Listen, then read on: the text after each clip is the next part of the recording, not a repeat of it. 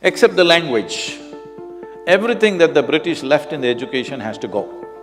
The very education in our country was crafted for that, to produce clerks, sport, art, music, theatre. Every dimension of life is a wealth for this nation. It is not just clerks, managers, teachers and scientists who make the nation. The most significant thing about the generation that is next is the teachers. It's not a business transaction that you're planting seeds which will blossom well after your time, but that is the greatest thing about being a teacher.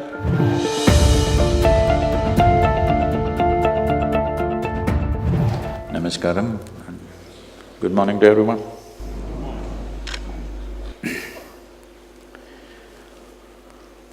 Well,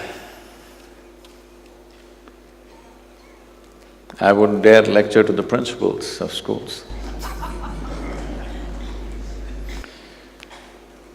But we're at a time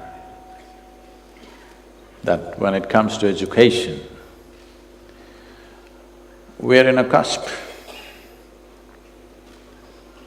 where our fundamental thinking about what is education needs to go through not a change, but a complete transformation. A time is coming where acquiring knowledge will be of no value. A time is coming where scholarship will be laughed at. A time is coming where projecting data accumulation as intelligence is going to be a thing of the past. Projecting good memory as intelligence is going to go away, which is the very foundations of the education systems of the day. Whoever has good memory is rated as the most intelligent person. Well, today you know your cell phone has better memory than you. That's why we call the phone smartphone. You wouldn't call somebody smart unless they were smarter than you. Hello? If you call the phone as smart, obviously it is smarter than you, because our idea of being smart is about how much GB do you carry. Some of our phones are 600 GB, believe me, you don't have that kind of memory. This whole process of accumulating information, assimilating it, processing it, and throwing out bits and pieces out as knowledge, whether it is scientific knowledge or religious stuff, that by reading a book, projecting yourself as intelligent is going to go away, because machines will do it far better than you and me. Machine learning or artificial intelligence as it is being built today is essentially about how much data can you gather, process and express. Unfortunately, for last few centuries, I would say for nearly 250 years across the world, education meant just this, accumulating data, vomiting it somewhere, usually in the examination paper, I mean. And you're rated as brilliant. I must tell you, well, he was telling you that I was also in a regional school, demonstration multipurpose school. When I was 13 years of age, for the first time, I saw a calculator, a flatbed calculator. It's not like today, a 2-year-old is handling a smartphone or iPad or something. I saw a calculator for the first time when I was 13 years of age. It was a flatbed calculator. Those days there were only two companies making this, Panasonic and Sony. Sony was very expensive, 125 rupees. Panasonic, you could go to one of those Burma bazaars or Hong Kong market or whatever you called it, with little bargaining power, you got it for 90 rupees. So everybody bought Panasonic, a 90 rupee flatbed calculator. Somebody brought this to school and it was a miracle. Tuk, tuk, tuk, tuk, into tuk, tuk, tuk, tuk, tuk. I looked at this, immediately my first thought was, if this is this simple, why are they torturing me in the mathematics classes? Why are they trying to teach me this into that into this, a cos? It could even do all the sine and cos and all that stuff. I said, everything is here, why are they torturing me? I sat there and imagined a day when these kind of machines will come, which will know all the chemistry formulas, all the physics stuff and mathematics and everything, so that I don't have to come to school. Well, I rarely went, but even that little bit of force that I had to be there. This dream of mine, 50 years ago, is slowly coming true now. In the next 10 years, it's going to be real. That everything that you can learn from a book and remember, a machine can do it better than you and me. These are great times for human beings. Lot of people, you know, it's crazy, they're inviting me to artificial intelligence conferences in various places. I was in St. Petersburg and I was supposed to speak on artificial intelligence. I said, why of all the people you chose me? I'm not artificial intelligence, I thought I was a little natural. They said, no, the problem is, we will all lose our jobs, what are we supposed to do?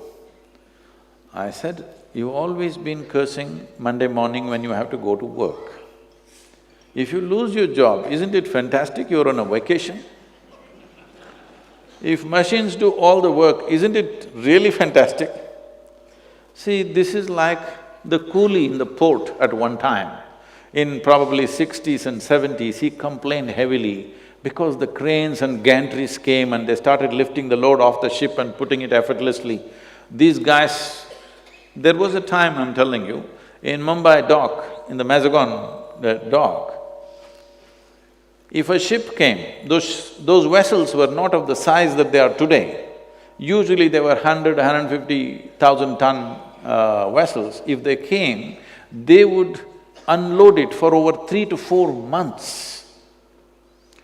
Today, a 250,000 ton vessel comes in the major ports, within 24 hours, it is unloaded.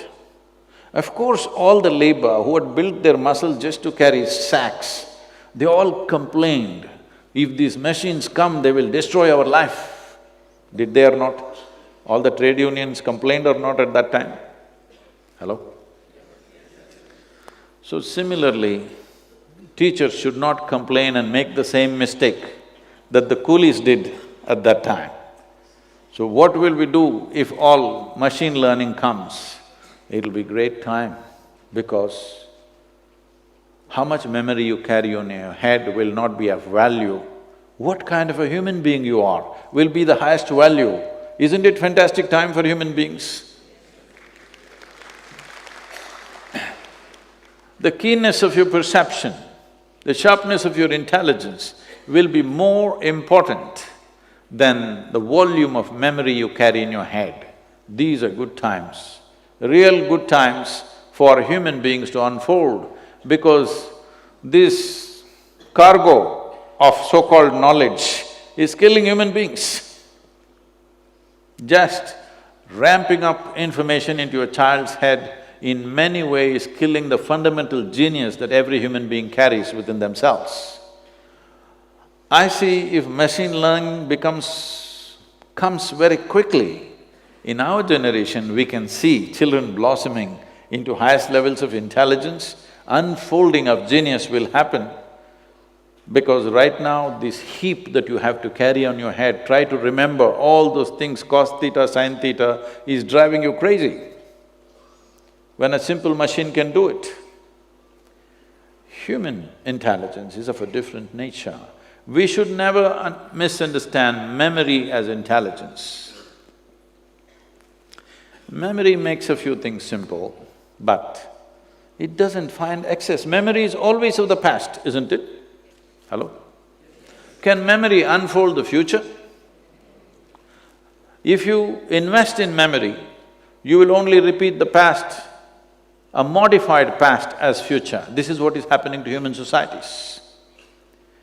If past should not be repeated, if we have to live a fresh life in the next moment, in tomorrow, if our tomorrow has to be different from yesterday, it is very important that human beings learn not to invest in memory. We use memory. If the machine carries it, we can use it and leave it. What we want, we can take it, what we don't want, we can leave it. But carrying it with you all the time, people are becoming recycling of the past all the time. Because once you have invested in memory, everything that you have is just recycling of the data that you have already gathered.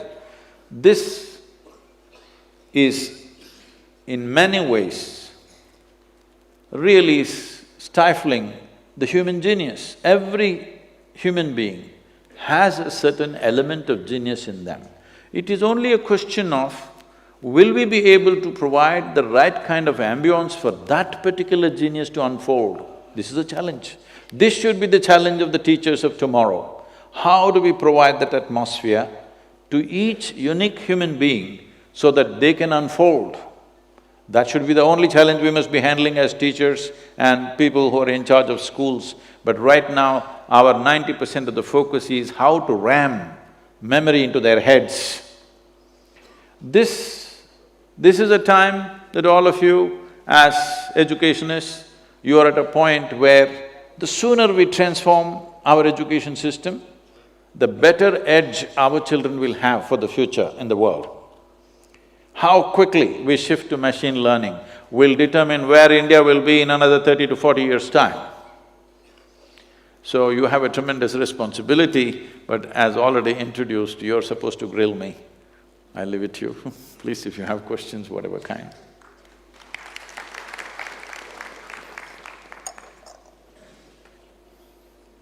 Please. Hello. Pranam Guruji. Yes, sir, please.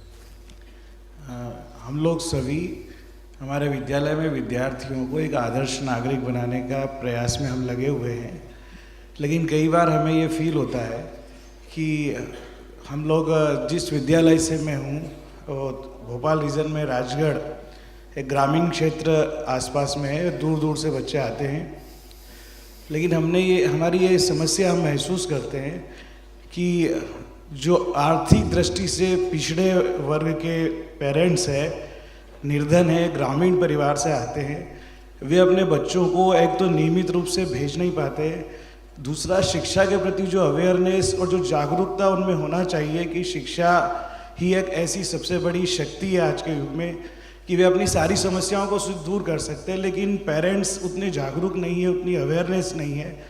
इसके लिए व्यक्तिगत रूप से क्या किया जा सकता है हमारे द्वारा? So we must understand this. Though India is one nation, there are at least 4 to 5 nations within India. Not everybody is in the same level of needs. There is a most affluent class in the country, there is a segment which is upper middle class whose aspirations are very different. There is middle class where it's always about how will our children get jobs and stuff, and there is rural and other dimensions which you're referring to, where it's only about somehow getting out of that social and economic pit in which they are. We cannot address all these categories as one. It is wrong to do that. In the name of uniform education, we are trying to do this. I understand the thought behind it, but it's not practical. It's because of this. Over $24 billion worth of education in India is going out to outside universities, because those who can afford, they don't want their children to study here because it is common class education. It's very important that we are able to provide for every segment of society This is not to discriminate, this is not to segregate, but anywhere in the world it's like that. According to one's economic capabilities, different levels, whether you go to a restaurant or you take a bus or you take a train, there is first class, second class, third class, isn't it? Well, third class people won't be taken only halfway journey, they also travel full journey. Yes or no?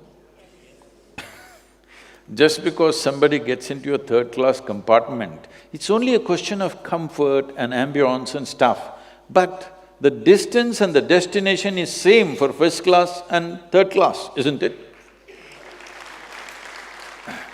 If you say we will make everything third class, a whole segment of people will not travel by train anymore, that's for sure.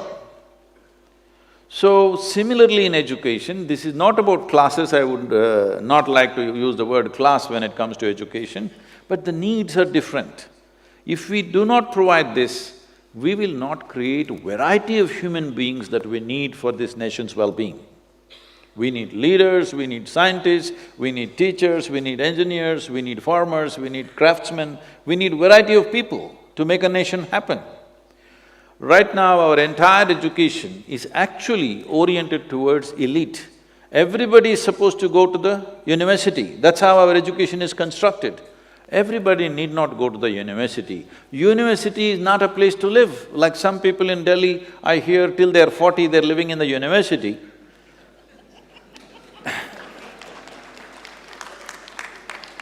You must live in this universe, not in the university. So, the whole population aiming towards the university is not the right kind of education. This is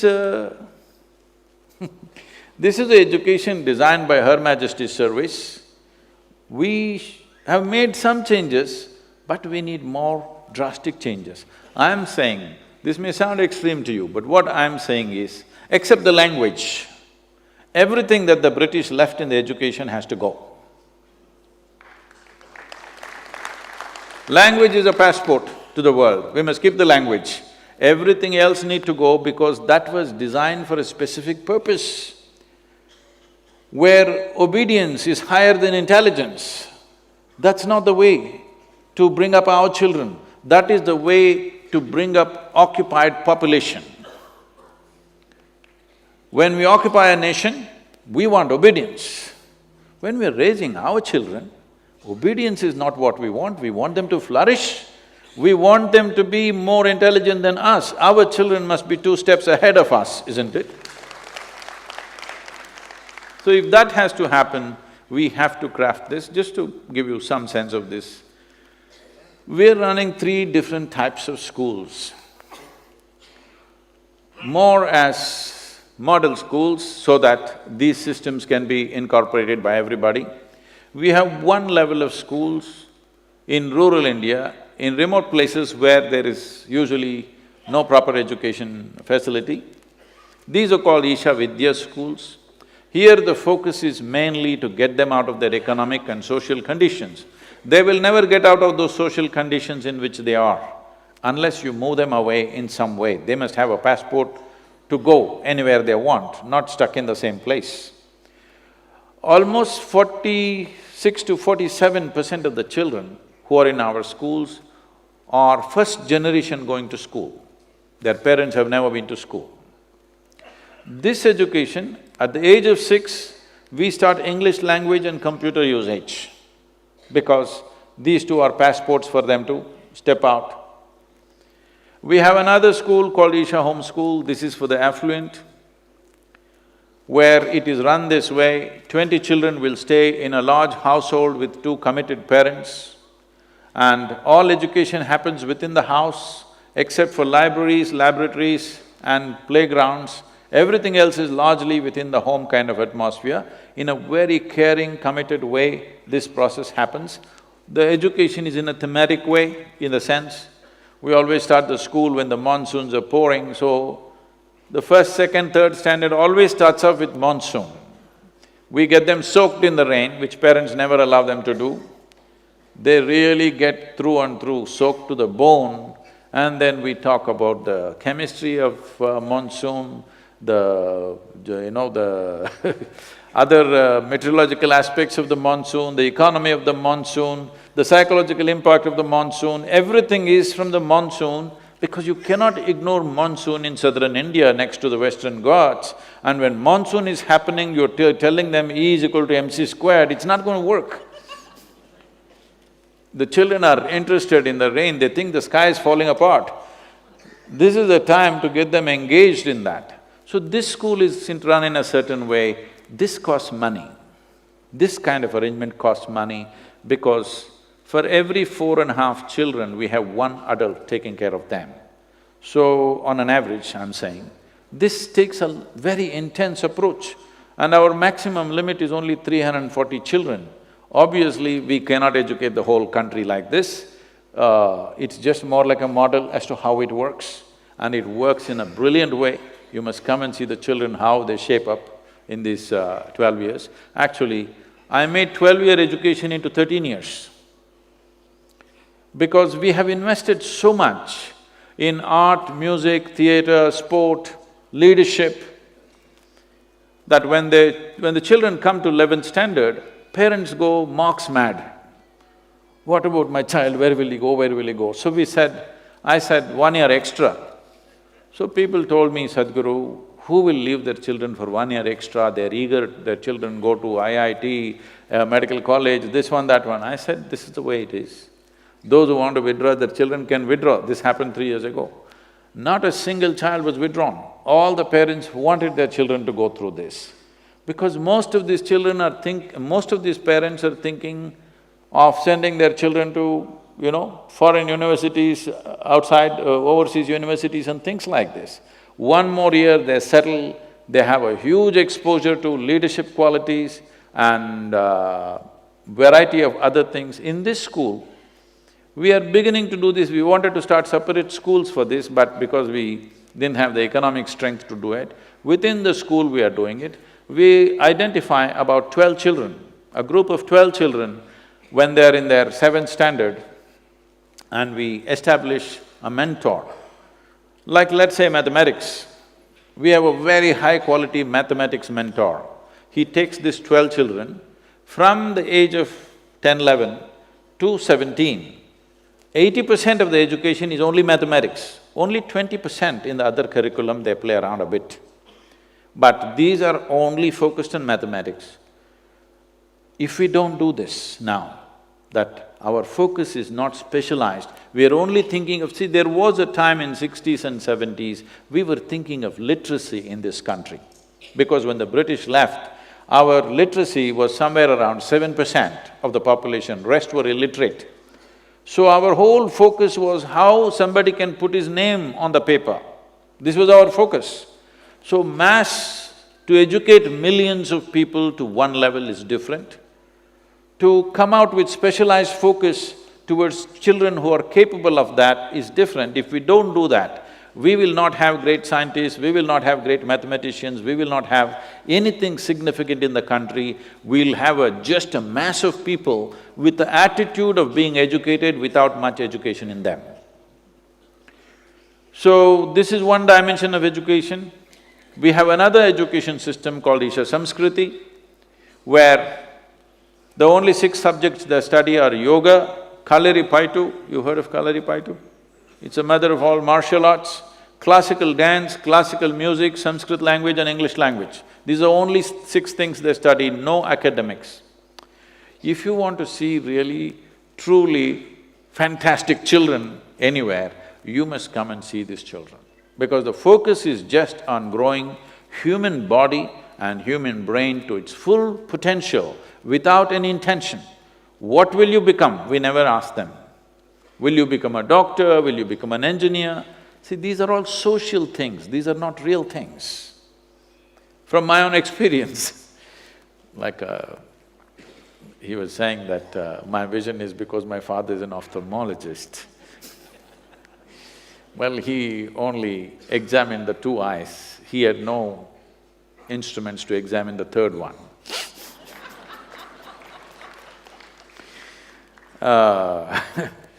So this education is focused towards education without intent, developing human brain and body to the highest possible level without fixing what you should do. Because what should a human being do? What is most needed in the world, that's what he should do. It is not for me or you to do something fanciful that I desire. What is it that is most needed right now? That's what human intelligence should do, isn't it? If one is a fool, he will do what he does not like to do, suffer every day and go on complaining through their life and live like that. If you're intelligent, you will do what you love to do. But really, if your genius is flowered, you will do what is most needed right now, joyfully. That's what needs to happen. Namaskaram, Sadhguru. Our education system is not helping to handle our intelligence. And most intelligents are suffering. If you don't know how to handle your own intelligence, you suffer a lot. And how to prevent our own intelligence from turning enemy. Thank you. Isn't that the only problem that human beings have? They call it by many names. People say, use many words, stress, anxiety, depression, madness, misery. These are all different names. Essentially, your intelligence is turned against you. See, if you are with me and you're miserable, you can say, I'm miserable because of you, maybe. But you must try this. You sit alone for 3 days without any contact, I mean even the phone… without the phone, no television, no phone, no book, simply sit by yourself, alert, not sleeping. If you're miserable by yourself, you're obviously in bad company, isn't it? Hello? Because your own intelligence is turning against you. Once your intelligence turns against you, no power in the universe can save you. There's no way out of it. It's very important. This body, this mind, these emotions, these energies work for you, isn't it? Even if the whole world turns against you, this one must always work for you. But right now, you can call this ill health, you can call this misery, you can call this whatever. Essentially, your body, your mind turning against you, isn't it? Because right from early childhood, you've been taught about everything in the universe, things that you've not seen. Everybody is talking about an atom. Nobody has seen one. I'm not saying it doesn't exist. What I'm saying is, if you do not even understand the one that you live in, how is it that you understand all these fantastic things that you've not seen? So, unfortunately, at the school level, I would say further even at college and PhD level, science is running like religion. What is written in the book is ultimate. This is the way of the religion. This is not the way of science, isn't it so? Hello? Science should be exploration. Whatever is written in the textbook is true, is a religious affair. Whatever is written in my book is 100% truth and nothing else but that. This rubbish we have suffered for a long time. We don't have to take that into our future. What is written in the book is fine, somebody's knowledge. But the essence of this culture has always been to question everything. Even you must understand this. This is a nation where nobody could give us a commandment. Even when the so-called divine entities came, they could not give us a commandment. We only asked them questions. Shiva came, Adiyogi came. He opened his mouth to speak to his beloved wife. She freaks him with 1,000,000 questions. Krishna tries to speak to his closest friend Arjuna, that too at the edge of the battlefield. That guy asks hundreds of questions. He can't shut up and listen because that's not Indian. Anywhere else, if anybody who claimed to be God or God's agent or God's son or whatever, they would say, "This is God's will, shut up and listen," and everybody listened. Not in this country, because we have a very ingrained scientific temperament in us, not the kind of scientific temperament of disregarding everything as it's become today. We have a different kind of scientific temperament. We question everything, but with reverence. We bow down to him and say, "You are my God," but we have questions. Hello? Hasn't this been our way? This is scientific temperament. I don't care a damn who you are. This is not science. Without knowing who you are, if I don't care a damn for you, obviously I am some kind of a negative religion, isn't it? So we are not religious people. We have a very scientific temperament, always asking questions and questions and questions. You should not kill that in the schools, they must ask questions. What is written in the textbook is not absolute. Hello? This happened. Rao Garu, can I tell a joke, is it okay? Okay. Because usually principals are considered very serious. At least children think so. This was in London. This was one of those socialite dinners where all kinds of people were there. A profound scientist also was invited. He was a quiet man sitting there.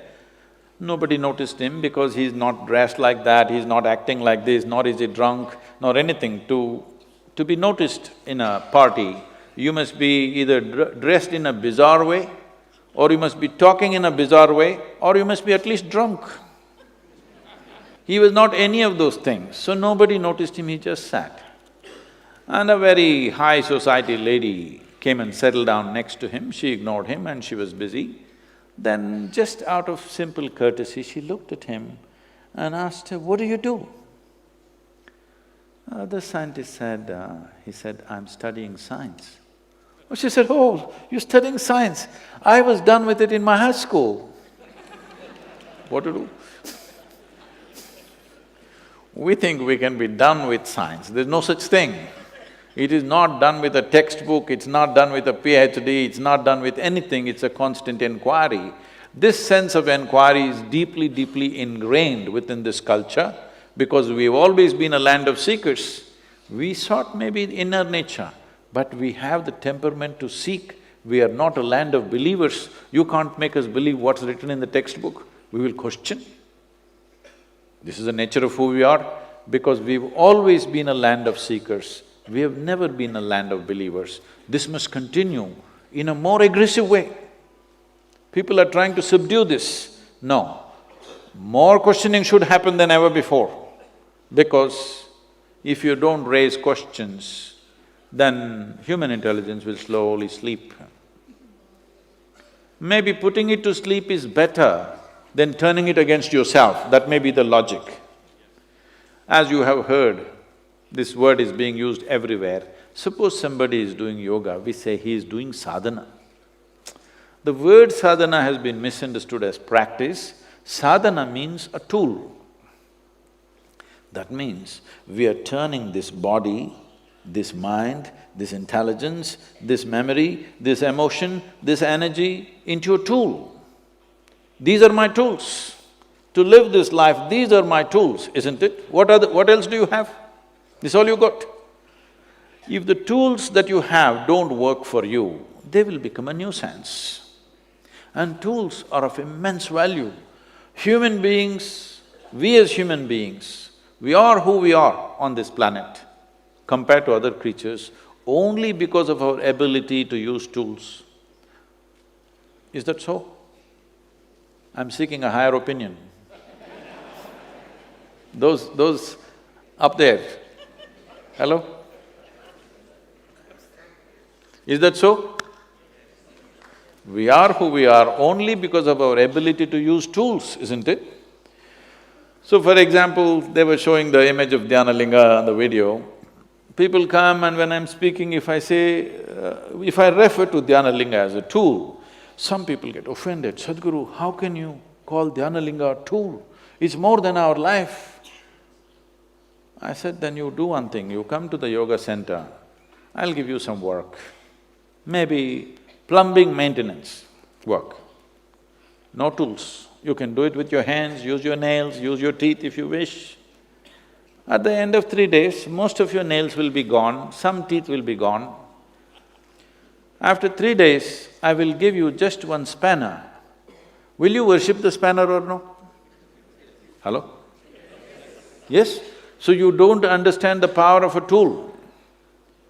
So if this body, this intelligence, this bank of memory that I have, these emotions and these energies don't become effective tools in my life, I am a disaster.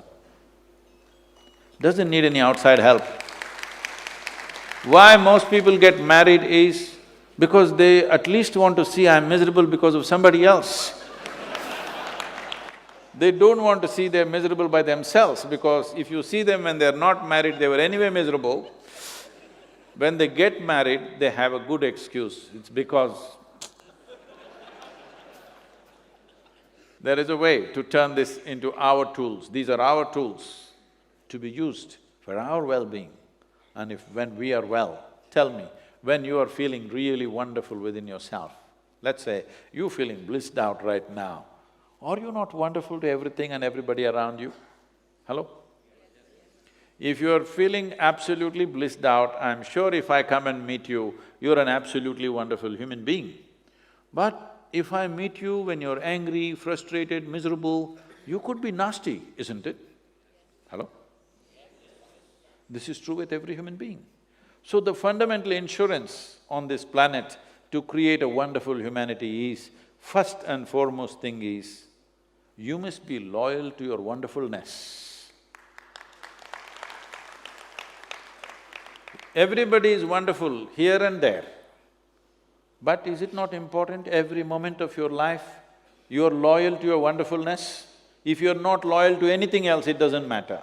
You're loyal to your wonderfulness, you're always feeling wonderful within you. Now we can trust you that you are going to be wonderful to everybody. When you are feeling nasty, how to expect you to be wonderful to everybody else? Please.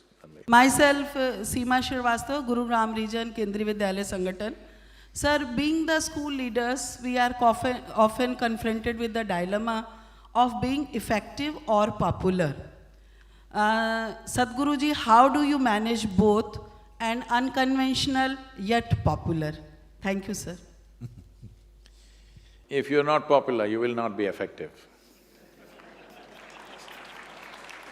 You may think you're effective, but please know this, if you're not popular, when everybody works against you, you're not going to be effective. You're not a one-man army in a school, all right? Everybody has to cooperate willingly, not forcefully. Only when everybody cooperates willingly, then you're very effective. You can take it where you want, isn't it? Nobody wants to cooperate with you. No way you're going to be effective. So popularity is important. If you're understanding popularity as compromise… Now, I'm not talking about populism, but popularity is important. How will you become popular? Just yesterday somebody was asking me in some meeting that I was in, Sadhguru, I have a 14-year-old boy.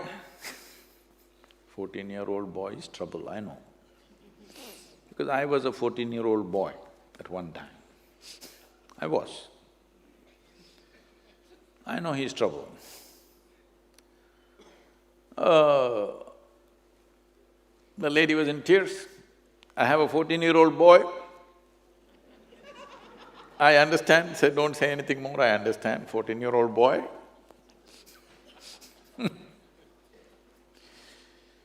So the thing is,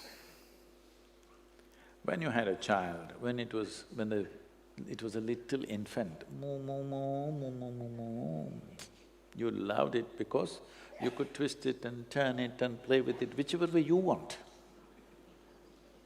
Yes? Then it became 3-year-old, it was crawling all over the place. You also crawled with the baby, you played with the baby, you tried to speak like them, all that. Everything was nice. Then he stood up, now he's become a 14-year-old boy. What that means is, he's trying to be his own. He wants to be a man, he's in a hurry But you still want to do moo to him. When you when you crawled with him when he was 2-3 years old, he also enjoyed it. But now he wants to swing. You should also swing with him. But you still want to crawl. You still want to do moo. Doesn't work. The best thing, if you want to be of some value to your children, whether they are your own biological children or they're studying with you, the most important thing is that when they see you, they must say, wow, I want to be like this. Yes? The other principal used the word adarsh. How do you translate adarsh into English?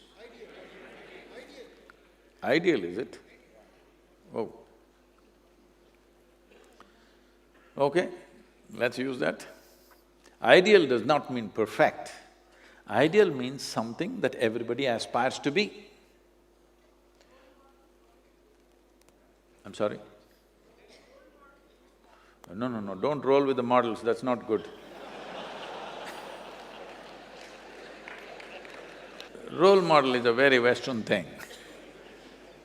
Ideal means something that everybody aspires to be one way or the other. So instead of being popular, you must become that kind of a person. You don't have to say a thing. You become that kind of a person, everybody wants to be like you. Do you know how easy to run a school then? Hello? All the kids want to be like you. So, that's a lot of exercise for you. You must learn to dance like them, you must like to sing like them, you learn to speak like them. Then they say, wow, this is how I want to be. Once they want to be like you, there is no issue making it happen. Yes, very simple.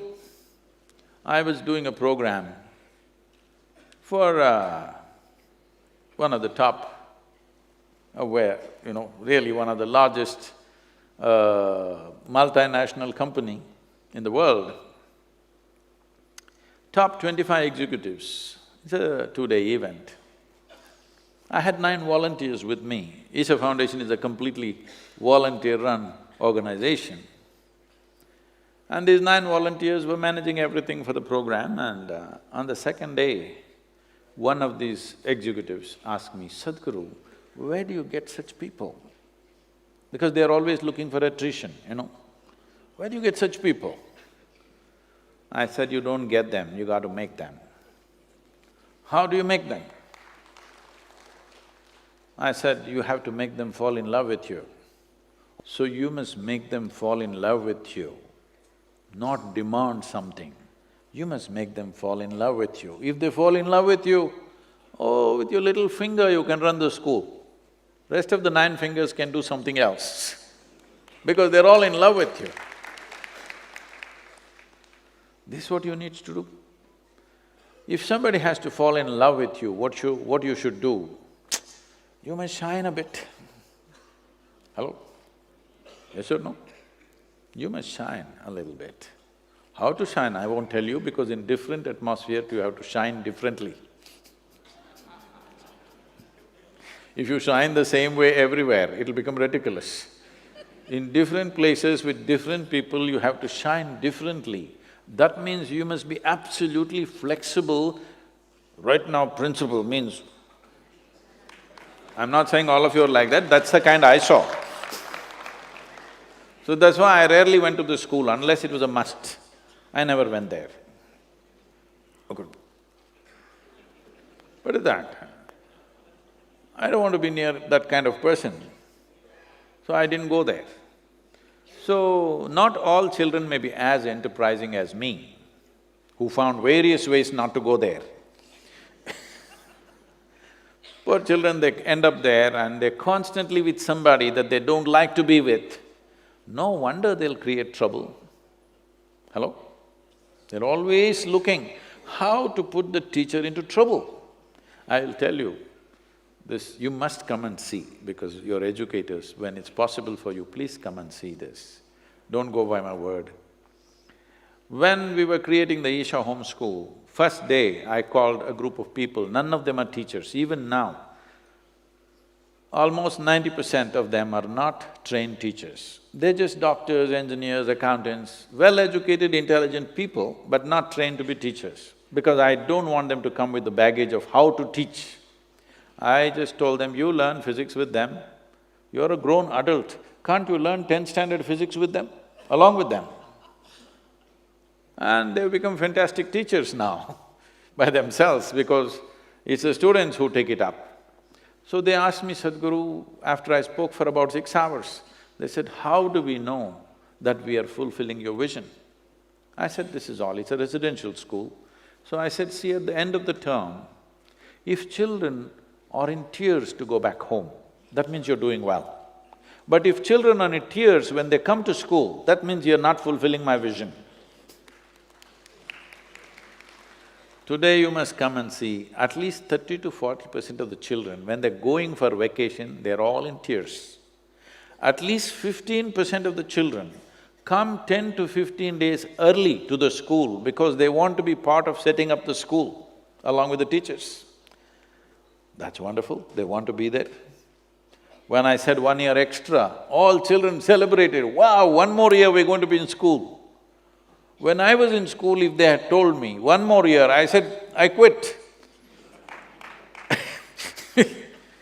So, we must create a space where they want to be there.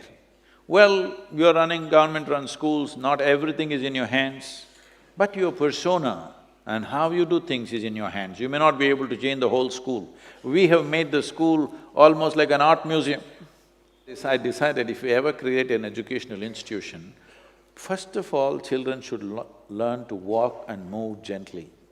So, we created very delicate art in the school. Believe me, in the last 13 years' time, not one thing is broken, children maintain everything. We let them run the school sometimes, the finance of the school, the cooking, the works that happens, 1 week in a year, they run the school completely. So they know this is important. They are not just there as recipients of something, they are part of making the school. And the school anthem says this, I am the school, I am not in the school, I am the school. Because without the children, where is the school? It's the children or the school, isn't it? We must bring this in their emotion and thought, that you are the school, not me. I am a principal, but I am not the school, you are the school, isn't it? I am only facilitating, but you are the real school, without you, where is the school? If this comes into them, I'm sure you can create, to whatever extent possible. The ideal may not happen, but we can aspire towards it. Hello? Please, sir. One question from this Where side, are you? sir. Wow, Yes, sir. upper regions. Sir, I am Mrs. Jyoti from Bhopal. I have a question, or rather I need your guidance. With the influence of the modern culture, there is a tremendous amount of change in the society where the media is playing a very big role, and that we find a change in the values system in our new generation. Please guide us, how do we cope up with this change in the values among our children? Thank you. See, this is not a new problem. This has been an age-old problem. Every generation thinks the next generation is loose. Did you not face such things with your parents, I'm asking? They thought you were not okay. You're thinking the next generation is not okay. We are making the same mistake with every generation. Well, for me personally, I wish it becomes like this for everybody. For me personally, my integrity is not because of my morality. My integrity is because of my humanity. This is the only value we must have, that we are human. Rest of the values are all made up by us, isn't it? Your values may not agree with me, my values may not agree with you, but I don't have any, so you don't have to agree with me. The important thing is our humanity is not compromised at any time. Because many times our morality, our values, our ethics are against our own humanity. So-called moral people are doing inhuman things to each other, isn't it? Hello? In the name of religion, in the name of morality, in the name of ethics and values, people have done terrible things to each other, isn't it so? So what does humanity mean? See, every other creature on this planet goes by its instinct. It has no ethic, it has no value, it has no philosophy, it has no religion. Whether it's a grasshopper or a tiger, both of them have no values or ethics or anything. They go by their instincts. They instinctively react to everything. This is why we call tiger a tiger, a grasshopper, an elephant, an elephant. Only you, we call you a human being. This means you are supposed to know how to be. How far away from that are we? If you knew how to be, would you be wonderful or nasty? I'm asking. If you had a choice and you know how to be, would you be wonderful every moment of your life or would you be nasty? Wonderful. If you are wonderful, as we've already gone through this, you would naturally be wonderful to everything else, you don't need values. You don't… See, I wonder, what kind of teaching is this, really?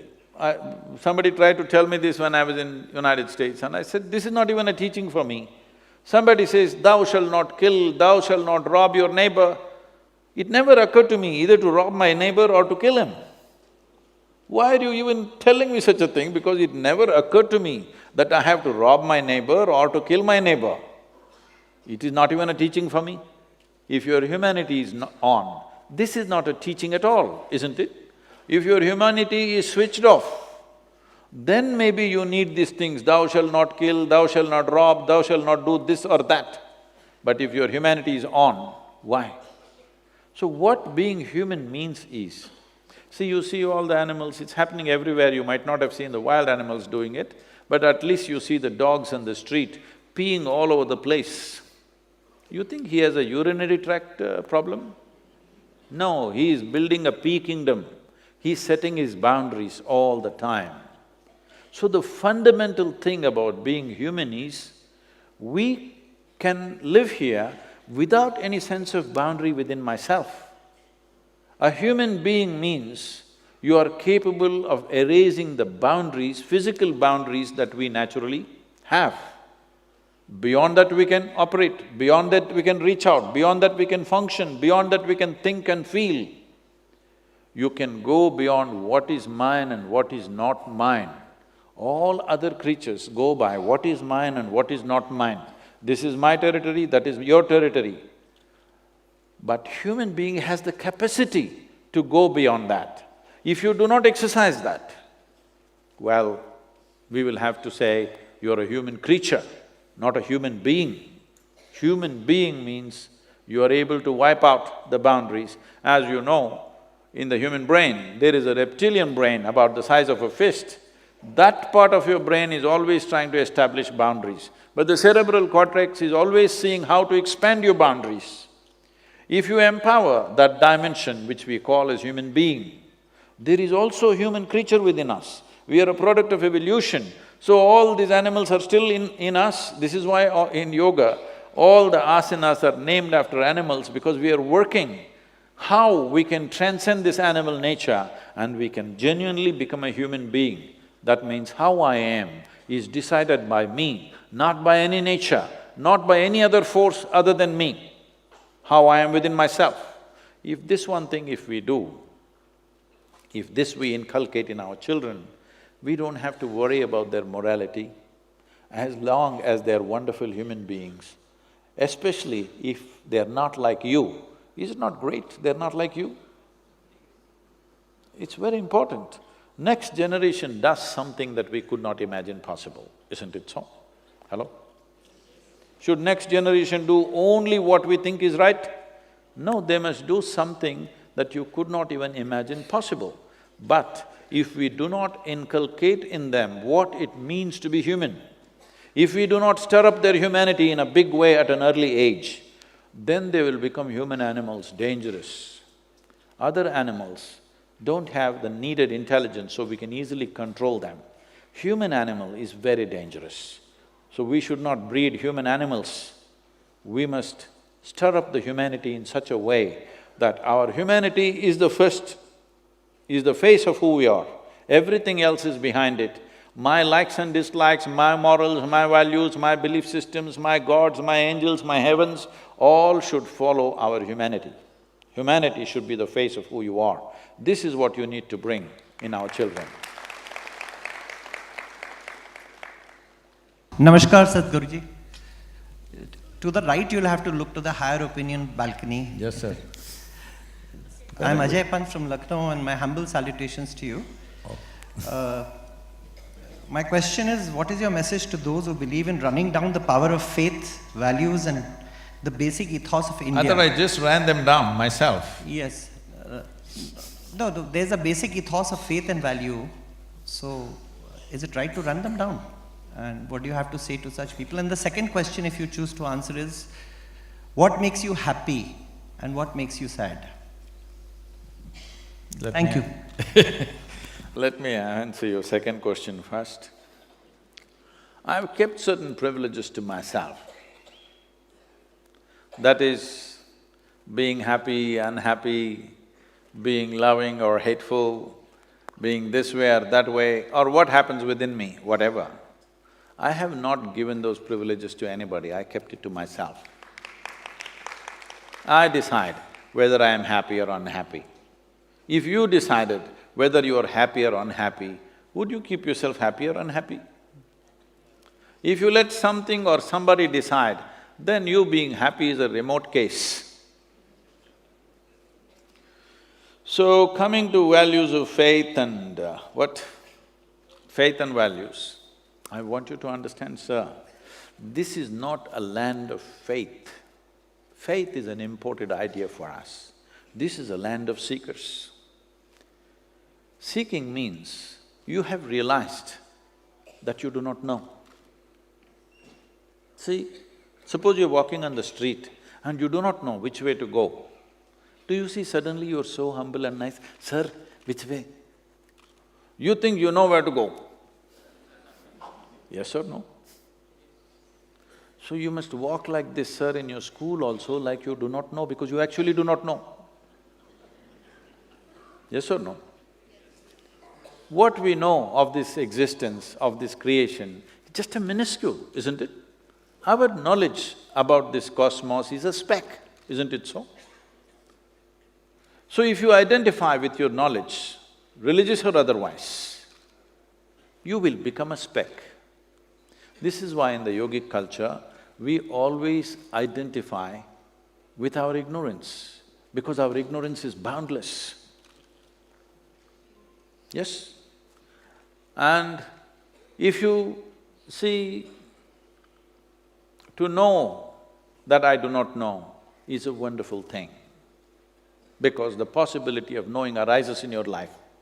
Only if you see I do not know, the longing to know, the seeking to know, and the possibility of knowing becomes a reality in your life. Everything you do not know, you believe, and you call that faith.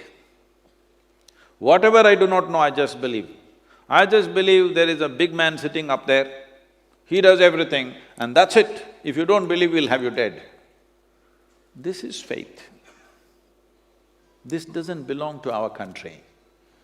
Here, everybody does the beautiful thing about our nation is, We are an eternally confused nation.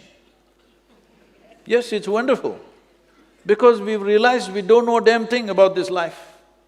In the middle of nowhere, I'm saying this cosmos, where it begins, where it ends, nobody knows. In the middle of nowhere, this tiny circle of 14 planets spinning around one little star, and you and me sitting here and talking like this as if we know everything, is it not fantastic? Hello? Yes or no? We don't know a damn thing, and here we are, running schools, telling everybody that we know. No, we must tell them we don't know, you don't know. Maybe we can push our knowing one step forward in this generation. It'll be fantastic, huh? One step forward from where we are. But faith means you just believe. Everything you do not know, you believe. What belief does to you is, it gives you confidence without clarity. This is a disaster. Confidence without clarity is a disastrous process. Because if your vision is not clear, at least you must be hesitant, isn't it? You cannot see and you're confident, we know where you're going. Yes or no? You're a very serious lot. Can I tell you a joke at least? Hello?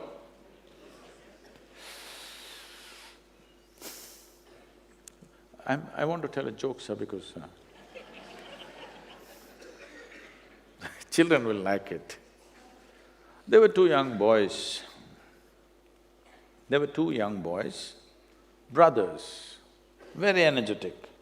When young boys are very energetic, they are constantly in trouble, you know. These boys are in some kind of trouble all the time. The parents are very embarrassed because the whole neighborhood is discussing their boys. They want to fix them, but you're all school teachers, probably you've forgotten, but I'm sure most of you have your own children. You know that it's easy to reproduce, but you can't really fix your children. If you have the necessary love and commitment, you can wait their problems out. But you can't really fix it, isn't it so? Hello? With love and commitment, if you waited, many problems go away. But if you try to fix it, child will go away. That's all that'll happen. So the parents don't know how to fix it, so they decided to take these children to their local parish priest. Because together they're very strong, they decided to take them separately. They took the younger boy first to the priest's office, made him sit there, and the parents left. The priest walked in with his long brown color robes. You know, these things need a little bit of drama, otherwise they don't work. Faith needs drama always, otherwise it doesn't work. So he walked up and down and up and down with a grave face. The little boy sat there looking at the priest doing the ping-pong act. Then the priest is thinking up a strategy. Then he thought, if I remind this little fellow, God is within him, God is within him, all his mischief will go. This is the best thing about life. Those who have never raised children have fantastic ideas. Those who have raised children know none of your goddamn fantastic ideas ever work.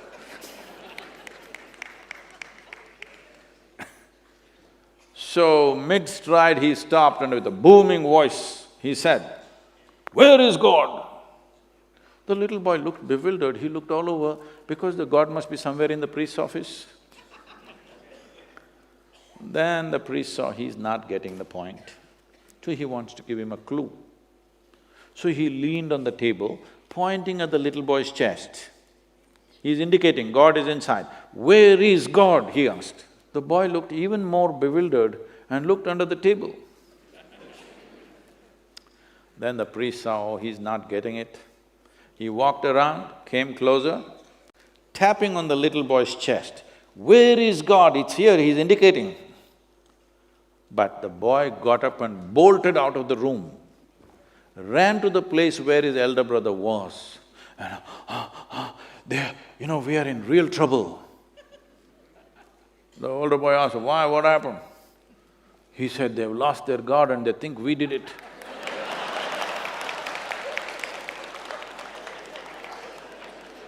So,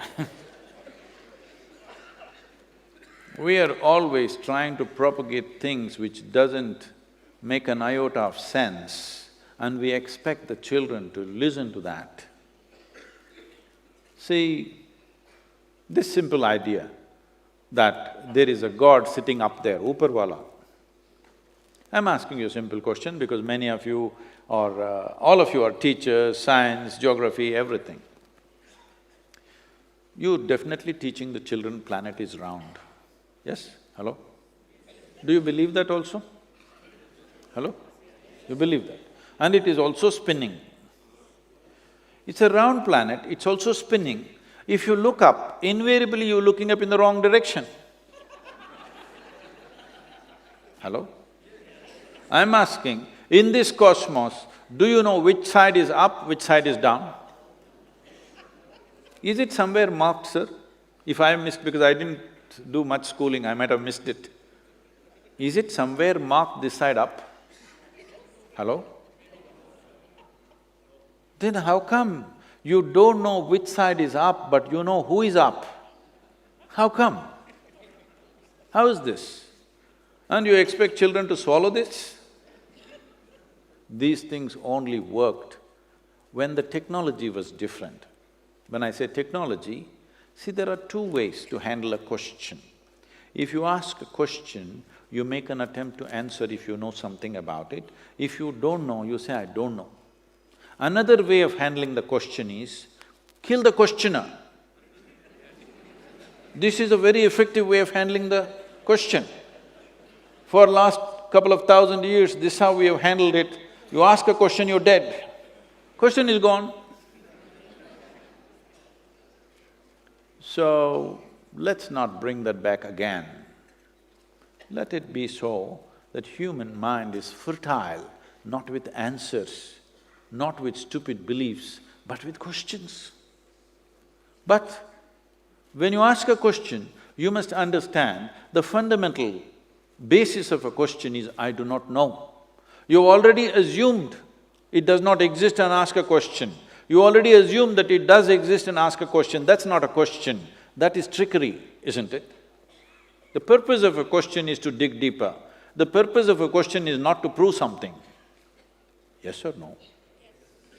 You don't ask a question to prove this or that. You ask a question because you genuinely want to know. If you inculcate this in the children, faith will go, but humanity will rise.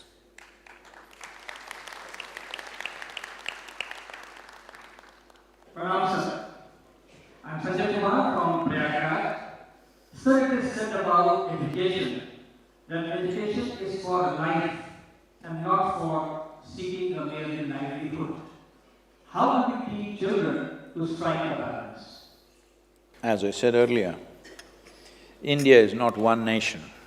There are many layers of India in different levels of comfort, different levels of existence, actually. If you ask me, let's say, let's take this as an example. How many or what percentage of people in this country can even sit in a space like this? Not even 2%, yes or no? This is not some fantastic heavenly place, this is a reasonably comfortable place. But how many people or what percentage of people can even sit in a space like this?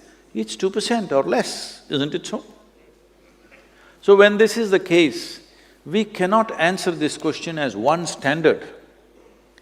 As I said earlier, there are different levels of education which we need to do. Unfortunately, it is so. It is unfortunate that this is the reality, but that is the reality. If we don't work with reality, then that will be even more unfortunate. We have to address different people at different stages. Children who… I'm just, I was at the under-25 conference in Bangalore 2 days ago. They were asking me, Sadhguru, what is the difference you find between youth of your times? I said, this is also my time. They said, no, when you were a youth, how they were and today how we are, what do you see? I said, see, when we were growing up, our parents, even though they were reasonably well-to-do, largely they were concerned about our livelihood. Always the question is, how will you survive, how will you survive? When I showed no interest in education, I said, I'll do my own thing. They said, how will you survive? That was their only question. Because at that time, if you did not have educational qualification that they desired, you would lose your life, you would be on the street. But today, for a whole lot of people, not for everybody yet unfortunately, but for a whole lot of parents, at least in urban societies, if a child doesn't get educated, he may at the most lose his lifestyle, but he will not lose his life. That's a big difference. That's a huge difference in the evolution of a nation, isn't it? And when we were growing up, we were always thinking about the nation, we want to cause a revolution, what about the world, should we cause a global revolution, this kind of thoughts. But today, children are thinking only about their personal aspirations, because the larger situation is much better than the way it was when we were growing up. Even though we grew up in reasonably well-to-do families, very well-to-do families, I would say, not maybe rich, but well-to-do, that there is no problem for survival kind of families. But in spite of that, in our parents' minds, the only question is, how will you survive, how will you survive? Today, parents are not thinking like that. Parents are thinking, how will you make it, what creative things can you do, sport, art, music, everything they're thinking. This is the evolution of a nation. But unfortunately, the evolution of this nation is not symmetrical to all levels of population. So we cannot answer this question as one question, there are many layers. And telling a poor family where they're very concerned about the survival of their child, telling them to unleash the genius and do something will be cruel upon the parents and the student, because the mindset also is like that. So we need to address this more sensitively rather than just one prescription. Please, ma'am. I'm Kashyapi, and the question that I would be asking is that I get confronted in lot of leadership workshops that I conduct with school principals. I am asked that being a school principal in government schools, I am most of the time lowest in the hierarchy of decision makers, yet expected to lead. I am expected to be creative, yet follow all the instructions and the curriculum or things given to me. I am judged for the learning outcomes of the children, yet am responsible for the holistic development of the child. And many such dilemma I am told we are caught up in, wherein I would choose to do one thing but expected to do the other. How do I lead, therefore not just the self, the school as also the society? Thank you. What you read out is like the job description.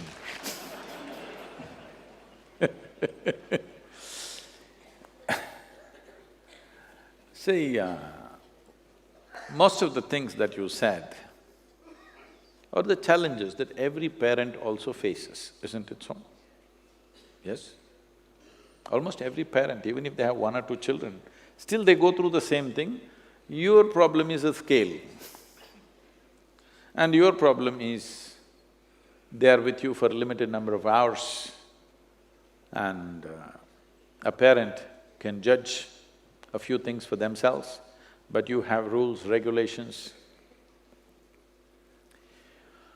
Well, as I said earlier, right now, we should start relaxing this as we go, but till now, we have largely been concerned about how to get all children into the education system. Scale has been our only challenge. Quality is not something that we've been able to address seriously. We've addressed to some extent, but not in a very big way because scale has been the largest challenge.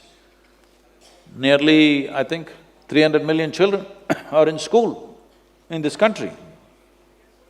300 million children in school, I think it's the only nation on the planet which have that many people in school.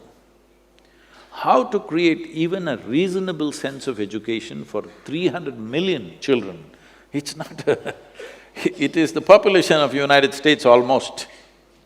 If you take away the Mexicans, that's the population of United States. So, with that kind of school population, how to make it artistic, futuristic and this, no. It's too difficult. It's too much to expect from the schools. I think with whatever people think is a bit… maybe the rest of the world or affluent countries think we are a little archaic in our school system, but still, when it comes to education, academics, we're at least setting up strong foundations. Because I see when Indian students go out to the rest of the world, they do absolutely well because they find what is there is so simple and easy compared to what they went through with you. Yes, I've met many Kendriya Vidyalaya students, they go to American universities and they find it's a play because they were tortured sufficiently in 12th standard. Now they go to undergrad and it's nothing, 3 years they just play, really. So, at this stage of development for this country, I think that's very needed, that we're doing well in the world. Maybe we are not able to focus on really unleashing human genius. See, this is the whole thing. If you look at an Indian student and, for example, the most affluent nation is United States, if you take America as a standard, at the age of 18, how grounded Indian students are in their subjects and how grounded they are is way apart. We are way better than that. But at the same time, the amount of genius that they unleash, the amount of incredible things that people do by the time they're 24 in that country doesn't happen here simply because we are still trying to do mass education with little regimentation, because without regimentation you cannot do mass education. So this is a situation, this is a situational challenge. This is the challenge of the times in which we live for this nation. But we must, as somebody said, the others must be there. What is the ideal? We must be slowly inching towards it. If you try to get there too fast, we will crack up the whole system that we have established. That will be a disaster. We should not destroy the existing system of education, no. It has served its purpose in its own limited way, but it served its purpose. It has taken care of a generation of people. You cannot destroy that. I'm not speaking against it at any point. But we must evolve it slowly, push it, push it, push it. This pushing is not possible for all the 300 million children at once. So we must focus on specialized schools. I would like to plead, the minister is not here, he's in the parliament I think today. Otherwise, I would like to plead, the private schools, release them from all curriculum things. I'm talking like this. Please listen to me carefully, don't misunderstand me. I'm saying, suppose I'm running a school, I will teach rubbish, and I will charge enormously. But the parents like it and the children like it. Why should the government have any problem? Yes. You think if I'm teaching rubbish, parents and children would come? Hello? But let's say I'm teaching rubbish, but the parents love it and the children love it. Do you believe that any teacher or any government or any ministry is concerned about a child more than their own parents? Hello? No. Parent is the highest concern value in a child's life, isn't it? So, if the parents decide this is a good school for my child, why should the government say this is not a good school? It should not enter that space. Either in terms of curriculum or in terms of fee, they should not. Only then we can breed a different level of education, because that education cannot be mass education. That will be specialized. It's unfortunate every child will not get it, but if we want to build leaders in every arena of life, of science, sport, mathematics and whatever, including leadership, it's important specialized schools are established, which will cost unfortunately in today's world. And we can always… a private school can always decide, they can take a percentage of children who cannot afford it, mainly for their intelligence, but specialized schools are needed if we want to push it ahead. If our intent is we will take all the 300 million children at once at the same level, believe me, we will be at least 50 years behind the rest of the world. Swami ji, महात्मा सुकरात ने शिक्षा के बारे में कहा, बालक के निहित अंदर जन्मजात शक्तियों का नाम ही विकास ही शिक्षा है। बालक को जन्मजात से शैक्षणिक, सांस्कृतिक और वैल्यू हर आध्यात्मिक अपने जन्म से उसको मिलती है और शिक्षक उसको निखारने का काम करते हैं। एक स्तर ऐसा होता है जहां पर उसको शैक्षणिक योग्यताएं जो उसके अंदर है उसको निकालने का मौका मिल जाता है, सांस्कृतिक योग्यताएं उसके अंदर है लेकिन उसको मौका नहीं मिल पाता है।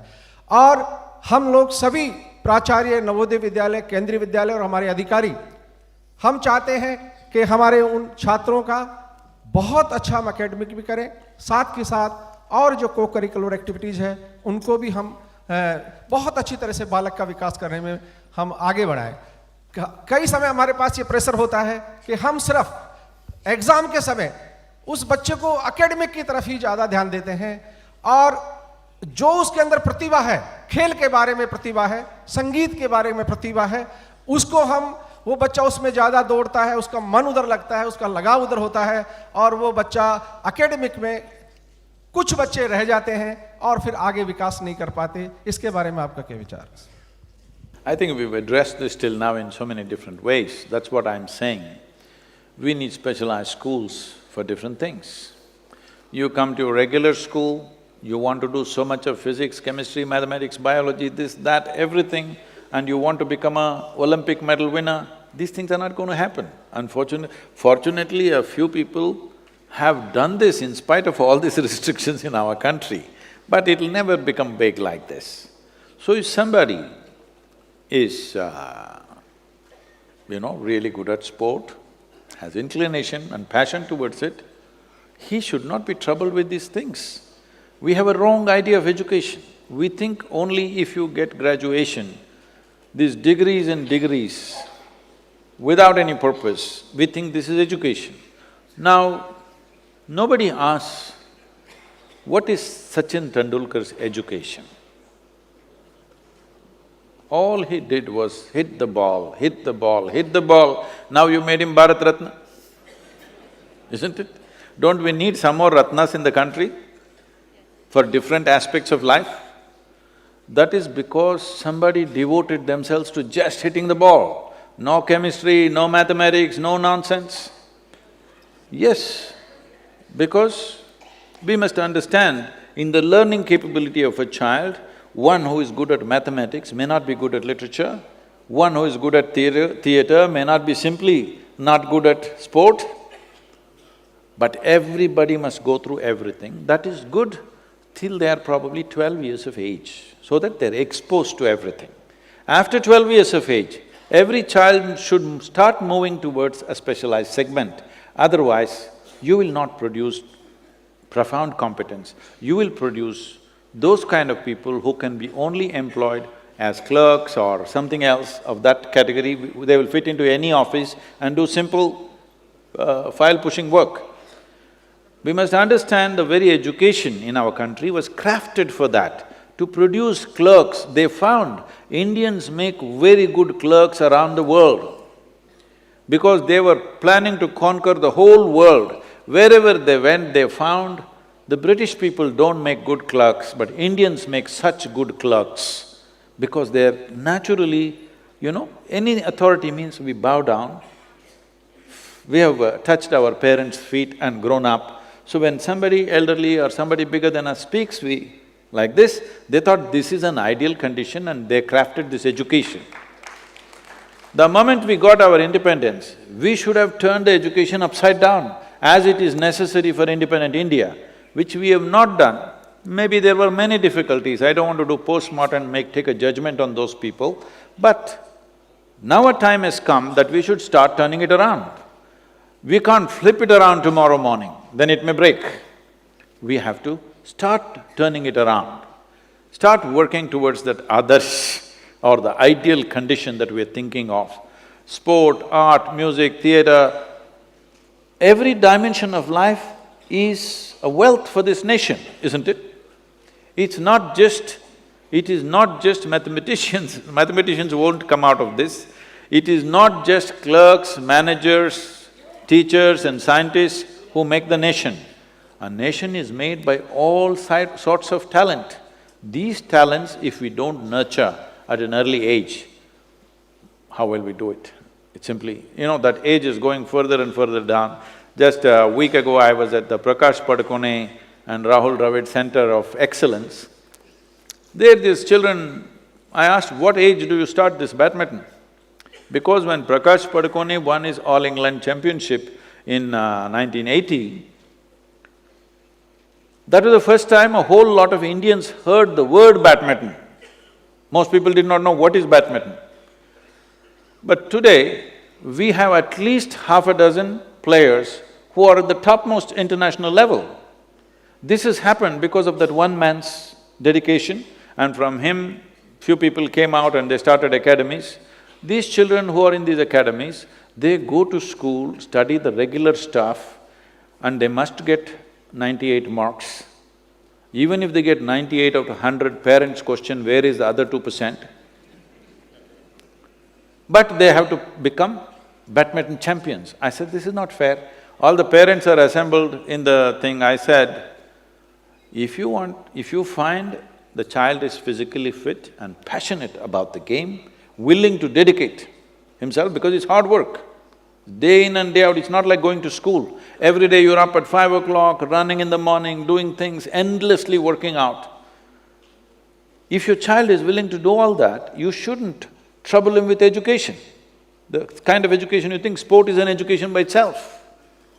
Music is an education by itself. This is how this culture has always been nourished. We produce some of the greatest mathematicians, greatest musicians, greatest dancers in this country, simply because those who went into those gharanas to learn music did only music and music.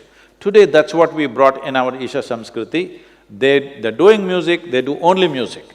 You won't believe, today I have at least half a dozen children who grew up with us, who are in the age groups of 20 to 22, 18 to 22, I would say. If you don't see their faces, if they just sing, if they sing classical music, you bring any expert, let them just listen to their classical music, they will think they're at least 40, 50-year-old musicians with 20, 30 years of experience. That's how they sing. Because from the age of 6, they have soaked in music into themselves. We did not trouble them with geography, history, this, that. Only thing is, we do workshops like Bharat Darshan, they travel around the country to see the country every year, and we do some simple workshops for arithmetic and banking and accounting so that they know how to handle their money in future. That's about it. And they know how to speak Sanskrit language, they converse in, and they speak English language very well, they can read and write, anything that they read, they can understand. That's about it. Rest is only music and music and music. If we don't do this, we will not produce any kind of excellence in any field. Everybody will know a bit of everything, but they will not be good at anything. Sir, I want to ask that how education is an art, and it is being seen that we are imposing competition in present era on the students, sir. What do you feel about that, sir? Thank you. Well, in 2017, the statistics say over 18,000 children, that is below 18 years of age, committed suicide in this country. Out of which 7,600 children were below 15 years of age. 12, 13, 14-year-old children, when they should be a bundle of exuberance and joy at that time of their life, if they are taking their own life, our children, 7,600 children in the age group of 12 to 15 committed suicide in 1 year.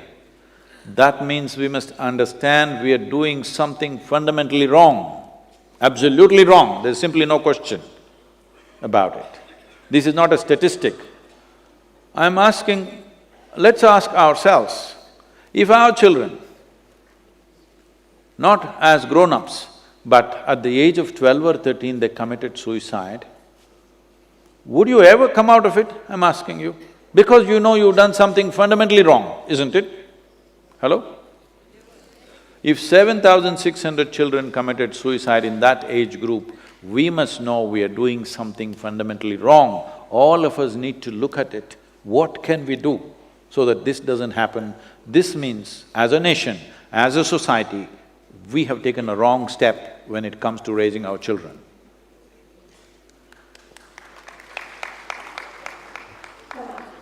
So, this person standing up here, no? I'm afraid we don't have any more time for questions. Okay. I would like to just acknowledge all of you, and I want all of you to remember the significance of the roles that you have taken. A nation is built by many people. We need engineers, we need doctors, we need politicians, we need various kinds of people. Among all these people, the most significant thing about the generation that is next is the teachers. And everything that you do today will blossom probably after your life is over. And this is the significance of human nature, that we are not looking at, we did this today, it has to come back to me. It's not a business transaction that you're planting seeds which will blossom well after your time. But that is the greatest thing about being a teacher. My humble pranams to all of you for the great work that all of you are doing. I've heard such fabulous things about the Kendriya Vidyalayas. I've met many of your students, whether they were under you or your predecessors, and many of them who are successful in various parts of the world always look back on their experience of Kendriya Vidyalaya as a stabilizing factor in their lives. So thank you very much for having me here. In whichever way we can be of assistance to this whole movement of schools, which are over 1,200 I heard, we are always willing to do that for you. If you want any kind of a simple form of yoga, Rupa Yoga for the children, which I feel is very, very fundamental to bring a more stable chemistry in the child, because that is a time when children are going through… You're handling children whose chemistry is changing rapidly beyond their understanding. It's very important, there are systems to stabilize that change, not to suppress that change, but to stabilize that change. So, in whichever way we can serve you, we are always available for you. I'm deeply, deeply humbled to be with so many of you here. Thank you very much.